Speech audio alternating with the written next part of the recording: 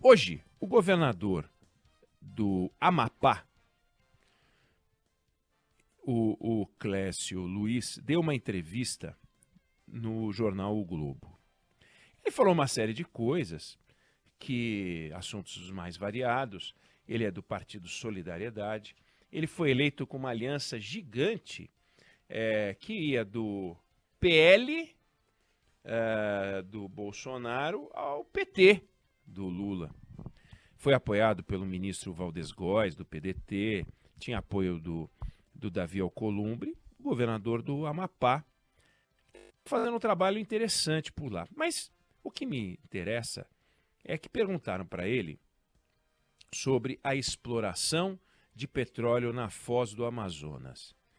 E ele disse uma coisa muito interessante. A gente tem os piores indicadores de saneamento básico do Brasil. Para se ter uma ideia, São Paulo está com 90% de esgoto e o Amapá 10%. Só para dar uma ideia assim, do que ele lembra, né? Rede coletora de esgoto em São Paulo 90%, no Amapá 10%.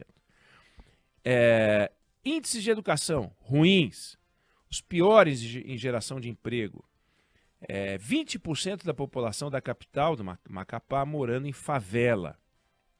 Aí o petróleo, diz ele, representa uma nova chance para a gente ter uma atividade econômica forte e financiar a manutenção dos indicadores ambientais e desenvolver a sociedade. Aí disseram, mas vem cá, o IBAMA diz que isso pode afetar a vida marinha. Daí ele diz, olha, eu me subordino à ciência e à pesquisa. Agora, o IBAMA está proibindo o elementar para a gente, que é o direito de pesquisar a nossa costa. Eu quero poder produzir petróleo, não a qualquer preço, mas pesquisar. Não dá para a gente ficar de joelhos para um discurso protecionista que só vê floresta, não vê o ser humano. Quem disse que nós queremos ser santuário de alguma coisa? Eu quero ter direito a viver com dignidade. Aí ele fala, é perguntado se há alguma contradição dentro do governo. A entrevista é feita pela Camila Turtelli, do jornal o Globo. E ele diz assim, eu não vou pessoalizar, mas tem uma contradição. Foi o Estado que fez as pesquisas sobre essa área e lançou os leilões. E agora não podemos pesquisar. Aí olha que interessante. Então, dado interessante, entrevista do governador do Amapá. Aí eu fui comparar, do lado do Estado, vocês sabem, tem a Guiana. O Amapá e a Guiana têm a população igual, né? A Guiana tem 800 mil habitantes, o Amapá tem 870 mil habitantes, a dimensão é a mesma. Só que a Guiana, que tinha um PIB per capita de $300 em 1960 e de $900 em 2000, agora tem um PIB per capita de $18 mil, que é mais do que o dobro do PIB per capita brasileiro. Por quê? Petróleo. Por quê? Porque exploraram e passaram a produzir petróleo por lá numa quantidade extraordinária, que proporcionou o quê? A Guiana, um crescimento em 2022 de 63% do PIB e no ano passado de 38% do PIB. Aonde a gente ouve falar desses números? 63% do PIB na Guiana cresceu em 2022 e 38% em 2023.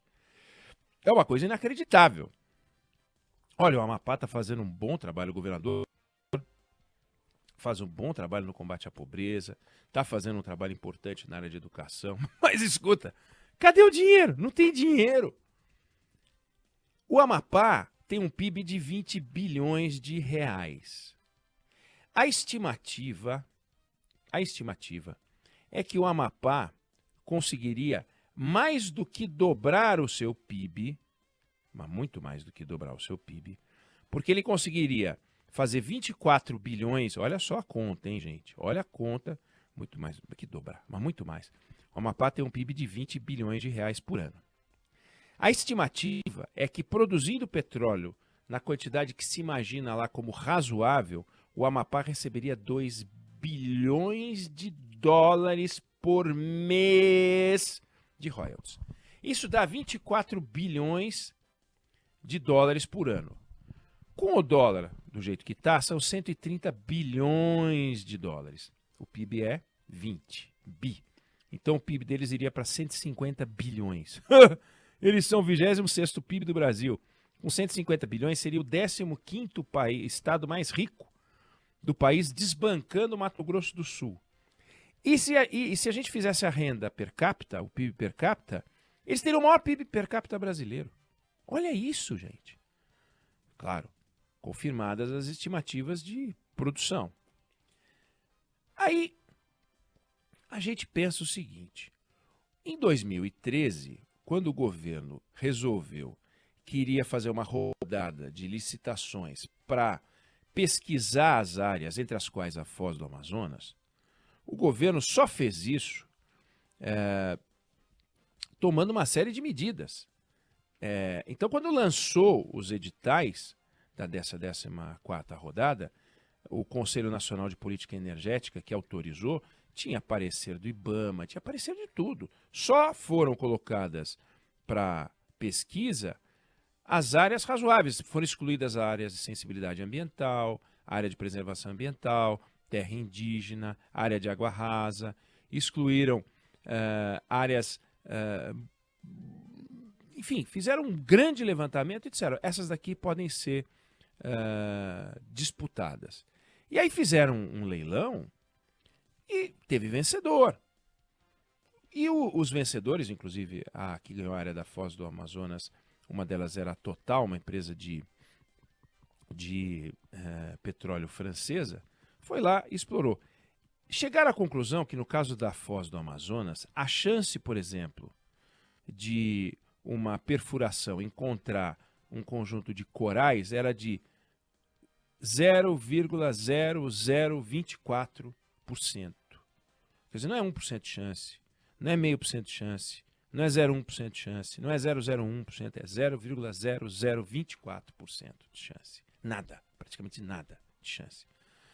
Aí o pessoal deu dinheiro, fez a oferta, levou o leilão e aí depois o IBAMA não deu a licença, recusou a licença. Recusou uma primeira vez. Bom, a Total foi embora. Essa área foi parar na mão da Petrobras.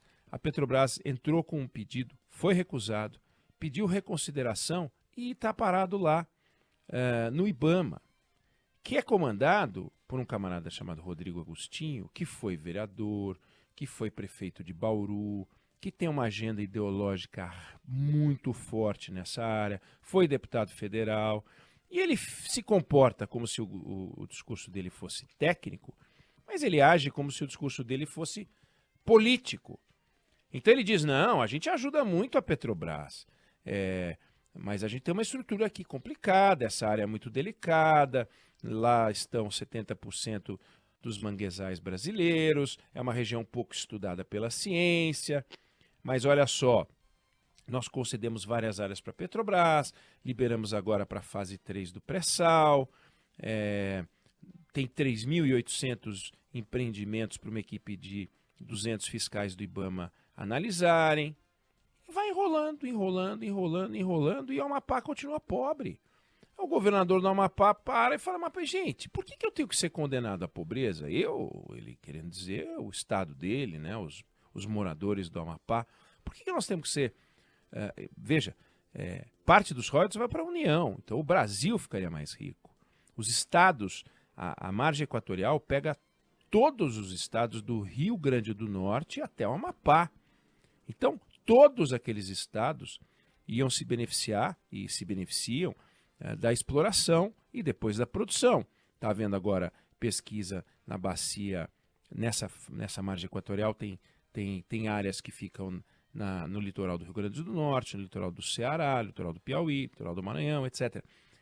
Estão autorizando Piauí, Rio Grande do Norte, Ceará, mas a tal da Foz do Amazonas não sai. O nome é péssimo, né? A Agência Nacional de Petróleo, quando escolheu chamar de Foz do Amazonas, foi muito infeliz, porque fica a 500 quilômetros da Foz do Amazonas. Não tem o menor cabimento. E o IBAMA está fazendo um jogo de não vou deixar. A Marina Silva está abençoando esse extremismo do IBAMA. Bom, o ministro das Minas e Energia, o Alexandre Silveira, já pediu audiência com o presidente da República, já falou com Rui Costa, ministro da Casa Civil, e está se preparando para ir para cima do IBAMA, de novo, dessa vez mais forte, e para cima do Ministério das Minas e Energia, para resolver esse negócio. E aí não tem discussão. Não pode ter discussão. Nós não podemos manter o povo na miséria. Não tem sentido. É muito bonitinho fazer o discurso ambiental sugerindo que a exploração, não a produção, que a pesquisa e a exploração para ver o que tem lá, vai produzir um acidente. A Petrobras, nos últimos tempos, ela tem um histórico de 3 mil poços perfurados em água profunda sem nenhum incidente. 3 mil poços perfurados sem nenhum incidente. Por que agora o IBAMA faz esse jogo difícil? Não, eles tinham colocado poucas lanchas no lugar.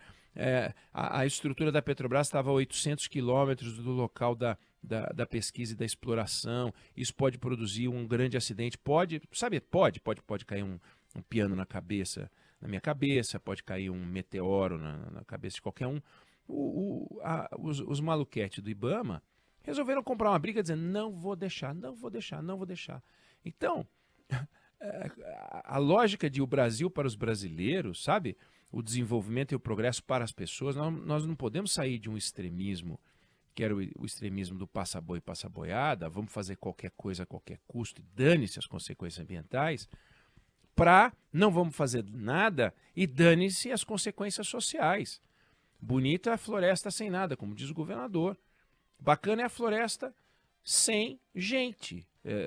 O ser humano não é uma variável na conta do IBAMA. Não é uma variável. Dane-se as pessoas que morram de fome, que passem mal, que moram em palafita, que moram em favela. Dane-se. É a exploração da miséria. Essa é a verdadeira exploração da miséria, a exploração política da miséria, que é o que está fazendo esse pessoal. É um negócio criminoso. Então, quando a gente vê o apelo do governador do Amapá, quando a gente vê as brigas políticas, o presidente Lula já falou que ia explorar. A nova presidente da Petrobras já disse que quer explorar. O ministro das Minas e Energia também já disse isso. O Brasil fez uma rodada de licitações com autorização do IBAMA. As pessoas só entraram na licitação porque confiaram que o Estado, quando estava licitando, já tinha autorizado tudo. Aí vem esse bando e começa a criar essa confusão.